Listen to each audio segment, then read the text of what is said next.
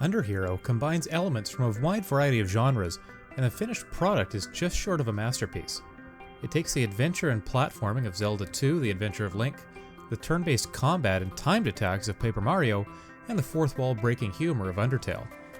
Not knowing much about it coming in, I was completely caught off guard by how unique and refreshing Underhero is. It has a few minor flaws, but the total package is much more superhero than Nameless Minion.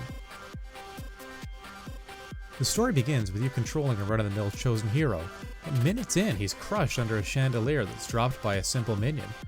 The minion, whom you end up naming, becomes the protagonist and is given a quest by the evil ruler, Mr. Stitches. Return 3 legendary stones to the bosses the original hero took them from.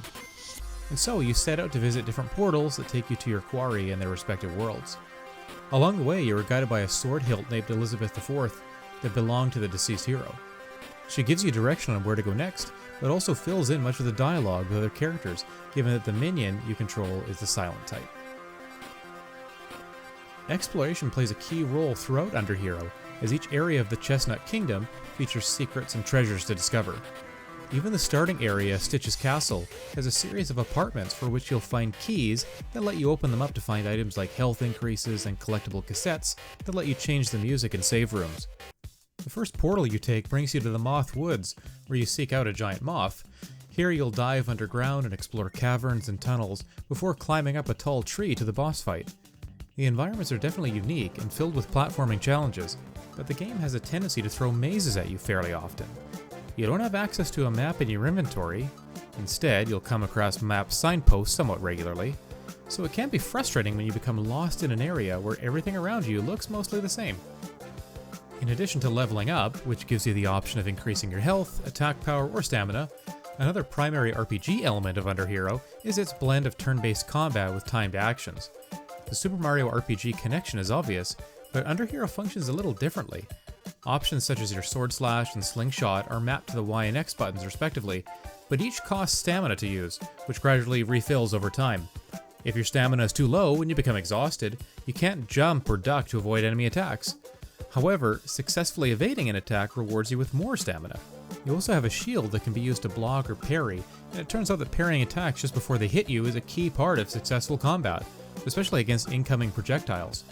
If you're low on health but flush with coins, you can also toss money at most enemies to pacify them, but you won't get as much experience that way.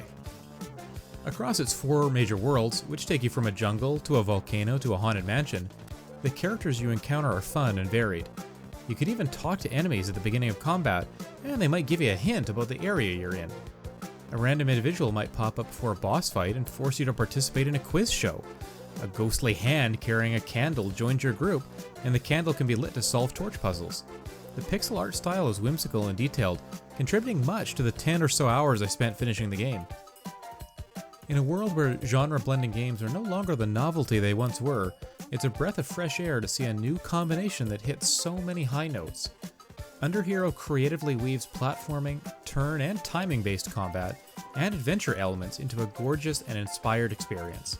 Even though it relies a little too much on circuitous paths and the slingshot weapon is frustrating to aim, it's hard not to smile the entire time you're playing Underhero.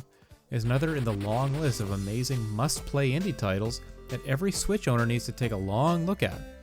If nothing else, who hasn't wanted to peek behind the curtain at the everyday machinations of an evil overlord and his scores of followers? Now you can go from Minion Zero to Underhero. This video was made possible by our generous supporters on Patreon. Check out patreon.com/NWR for all the details.